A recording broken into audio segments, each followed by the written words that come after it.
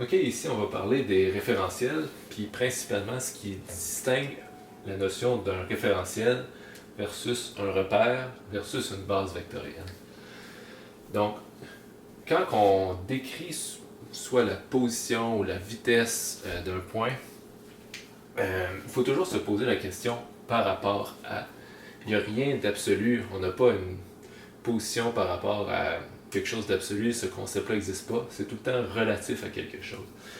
Puis la notion de référentiel, repère ou base vectorielle, c'est toutes des facettes de réponse à cette question-là. Donc, premièrement, supposons que j'ai un ballon ici, puis on vous demande c'est quoi la position X, Y de ce ballon-là. Donc, première chose qu'il faudrait définir pour être capable de répondre à cette question-là, c'est pour un vecteur position, il nous faut un point d'origine. Donc, comme on a vu dans les autres capsules, si j'appelle le ballon un point B, pour calculer un XY, il faut que je définisse un vecteur position qui a un point d'origine. Donc, mettons que A, c'est mon point d'origine. Ça, c'est le vecteur de A par rapport à B. Donc, avec un point d'origine, je peux mesurer des longueurs qui vont définir un XY. Mais encore une fois, le point d'origine, c'est pas suffisant pour définir le X et Y. C'est suffisant pour définir un vecteur position, mais pas ses composantes. Parce que les composantes, on pourrait décider d'utiliser un système d'axes qui est droit comme ça, ou bien on pourrait utiliser un système d'axes qui est croche comme ça. Donc, il nous faut aussi une notion de base vectorielle, comme par exemple, je pourrais avoir un vecteur unitaire ici, puis un vecteur unitaire là, ce qui me permettrait de définir les composantes de A par rapport à... Oups, c'est l'inverse ici. Les composantes du ballon par rapport à un point A, exprimées dans la base A. Donc, un autre aspect de la réponse, c'est il faut une orientation des axes.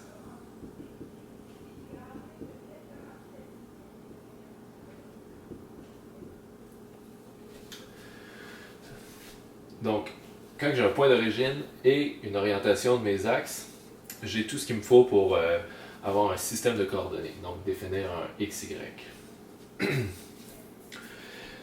Dernière chose, si maintenant on s'intéresse à la notion de vitesse, supposons que j'ai mon ballon qui a une vitesse dans l'espace. Je cherche à définir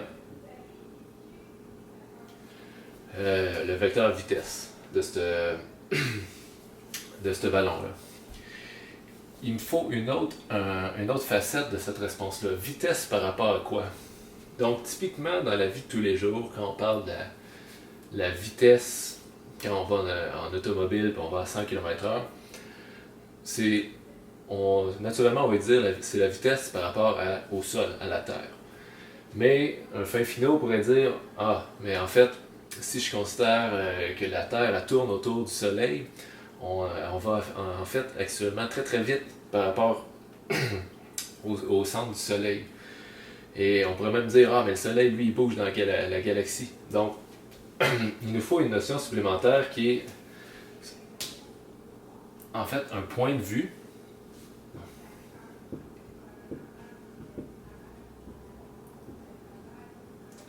Un point de vue qu'on va considérer comme fixe pour faire notre analyse.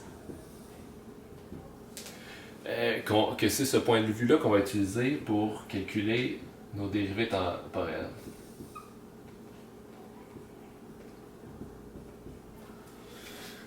Donc, si je lance un ballon dans les airs, on va devoir choisir un point de vue pour calculer sa vitesse. Donc, le point de vue typique dans les analyses de tous les jours, c'est souvent le sol, donc la Terre. Donc, on va dire la vitesse de cet objet-là, c'est une vitesse par rapport au sol, ici. Donc, tous ces aspects-là, ils vont définir la notion de base vectorielle, de repère et de référentiel. Donc, premièrement, quand on combine un point d'origine avec une orientation des axes, ça c'est la définition de repère. Puis c'est ce qui me permet de définir des coordonnées.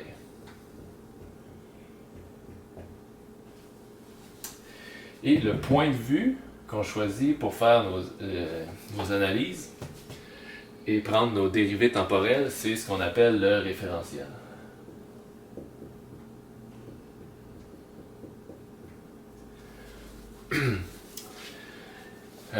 Donc, quelque chose d'important en termes de référentiel, c'est qu'il y a certains référentiels particuliers qu'on va appeler les référentiels inertiels, ou bien des fois on va les appeler galiléens.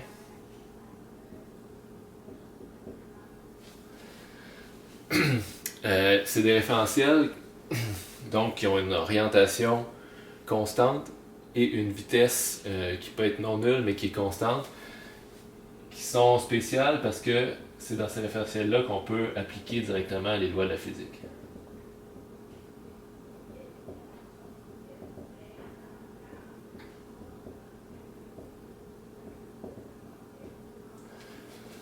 Donc, pour faire F égale MA, par exemple, puis avoir un résultat qui fonctionne, il faut utiliser un référentiel inertiel. Donc, un référentiel, c'est quoi concrètement? En fait, un référentiel, c'est un repère particulier qu'on va choisir comme étant notre point de vue quand on va prendre des dérivés. Donc, ça peut être, par exemple,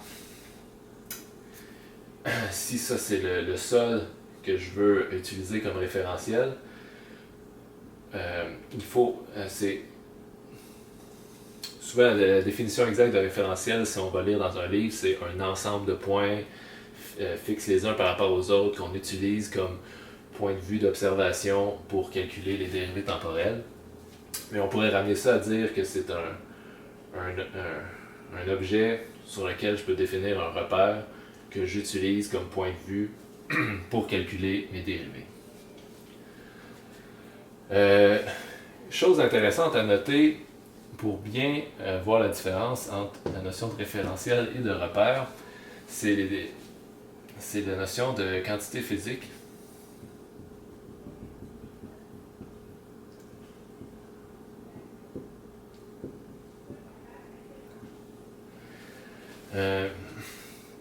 Si on regarde, entre autres, mettons, un vecteur vitesse,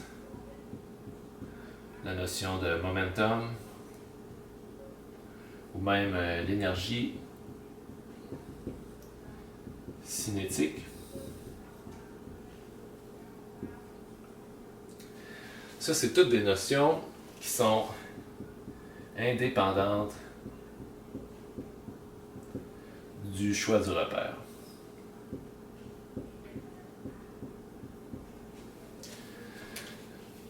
Donc, par exemple, si je regarde une voiture qui se dirige vers moi, puis je veux calculer l'énergie cinétique qui est de cette voiture-là pour voir c'est quoi le danger que j'ai, la quantité d'énergie qui est impliquée dans une potentielle collision. Ben, l'énergie cinétique de cette voiture-là, je vais calculer exactement la même chose si j'utilise un repère dans ce sens-là, ou même si je tourne mon repère. La seule différence, ça va être que je vais avoir la même amplitude du vecteur vitesse de ce véhicule-là, la même énergie cinétique. C'est peu importe comment j'oriente mon repère, ça c'est une quantité qui est, par exemple, le momentum, l'énergie cinétique, qui va être indépendante. Ce qui n'est pas indépendant, par exemple, c'est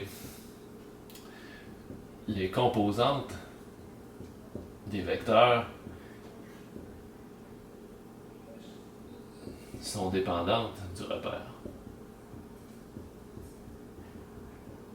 Donc, oui, la vitesse absolue de la voiture, que je prenne un repère comme ça ne change absolument rien à l'amplitude de la vitesse de la voiture, mais par exemple, Vx, Vy, ça va être différent selon mon choix de mon repère. Toutefois, le référentiel, par exemple, va influencer ces quantités-là.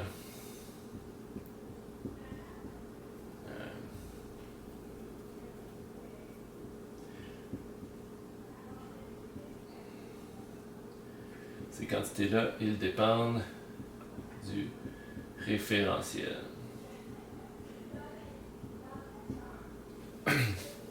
Donc, si je regarde une voiture qui me fonce droit dessus, je vais prendre une demi fois la masse fois sa vitesse au carré pour calculer son énergie cinétique. Mais supposons que je suis dans ma propre voiture puis que je vais aussi à une certaine vitesse. Je pourrais utiliser un référentiel qui suit ma voiture à vitesse constante et je calculerais l'énergie cinétique de la voiture dans ce référentiel-là, je n'obtiendrai pas le même chiffre.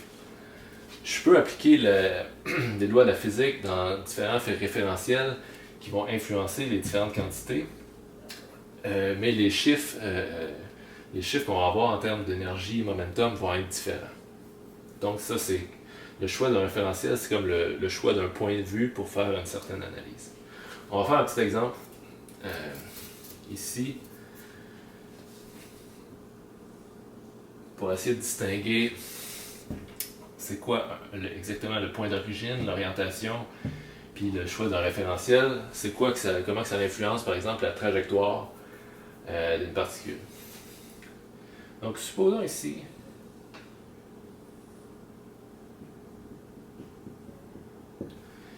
que j'ai un wagon avec un ballon qui a bondi sur le sol du wagon,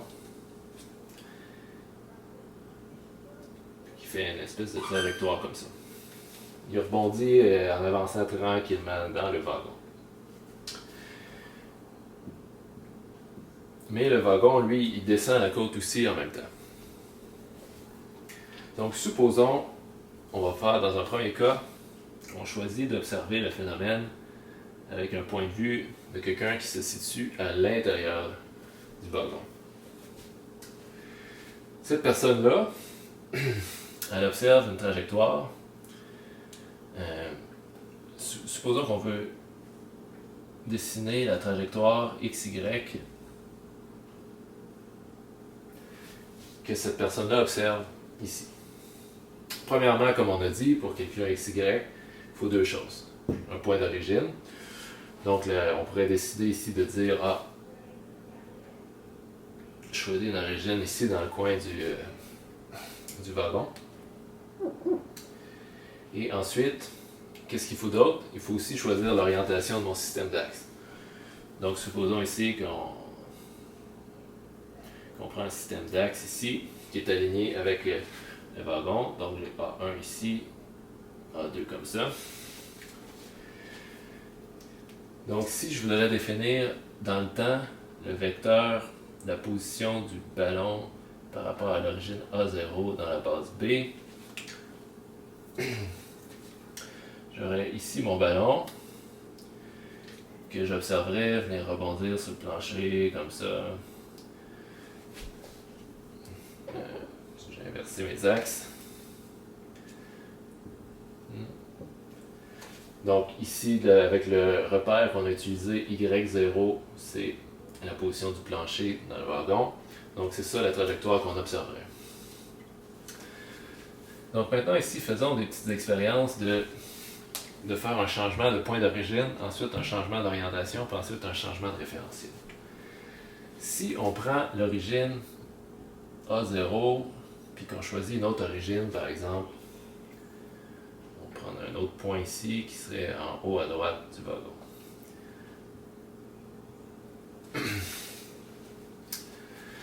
Dans ce cas-ci,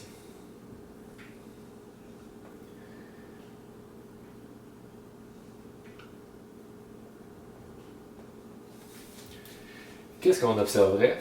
On observerait en fait pas mal la même trajectoire, c'est juste qu'on translaterait ce petit dessin-là ici, parce que on observe par rapport au point qui est en haut à droite, donc le ballon, on l'observerait en fait ici, dans les négatifs, en XY, qui ferait la même petite trajectoire comme ça. Donc ici, ça serait B par rapport à l'origine B0, encore en utilisant ça c'était A ici, j'ai fait une erreur. Encore en utilisant la même base vectorielle. Donc on voit ici que un changement d'origine, c'est comme une translation de la trajectoire.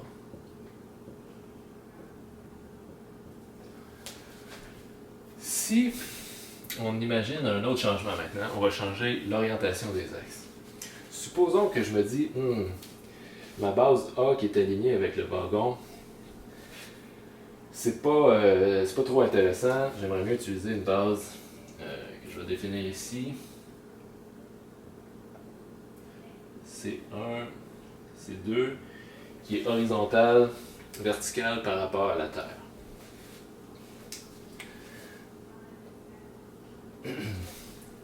Dans ce cas-là ici, qu'est-ce que je vais observer si je fais le changement? La base A devient ici la base C. Je vais observer la même trajectoire avec un changement près qu'il va y avoir une rotation. Donc ma ballon ici,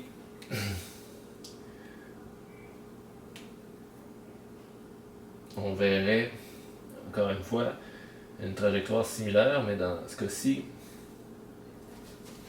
il y aurait une rotation de la trajectoire, parce que mon XY ne sont plus exactement alignés avec les murs et le plancher du wagon, mais ils sont par rapport vertical horizontal. Donc, à mesure que le ballon avance dans le wagon, on verrait en fait qu'il descend par rapport à la verticale de la Terre. Donc, conclusion ici, un changement de base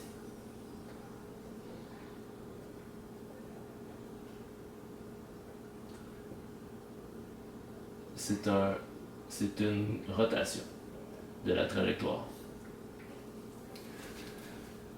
Donc maintenant, le dernier changement qui reste, c'est le changement de point de vue.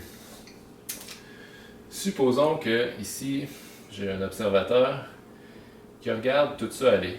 Lui, il est debout dans le champ, il voit un wagon qui descend, puis dans le wagon, il voit le ballon qui rebondit dans le wagon.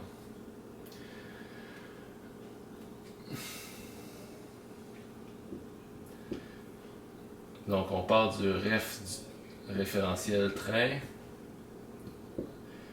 on fait un changement pour un référentiel du sol.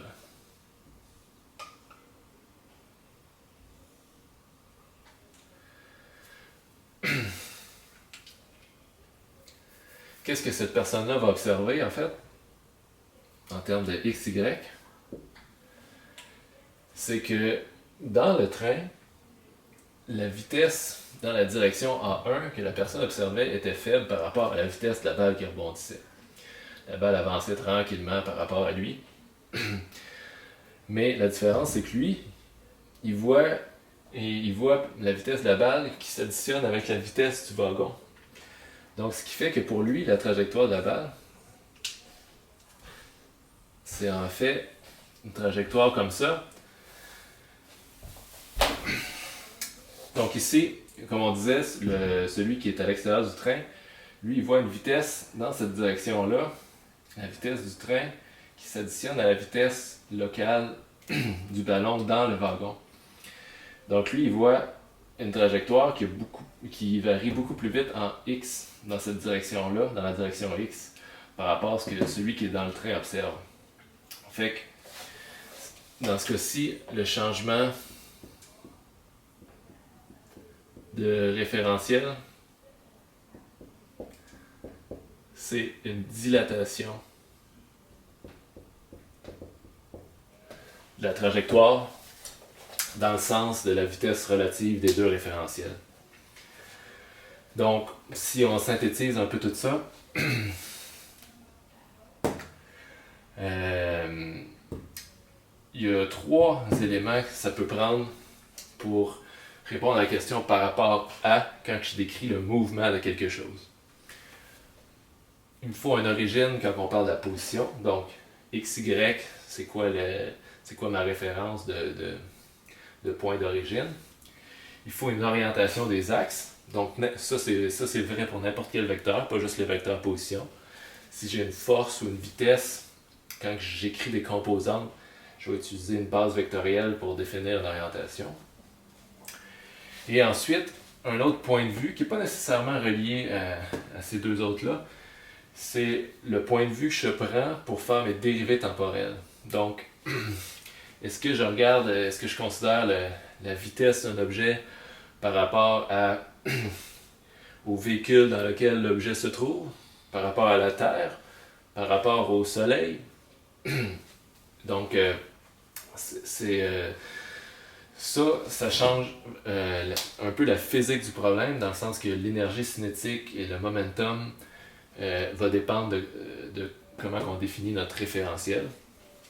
Une chose à noter, c'est qu'il faut faire un choix particulier si on veut appliquer les lois de la physique. Il faut que notre référentiel soit ce qu'on dit inertiel ou galiléen. Voilà.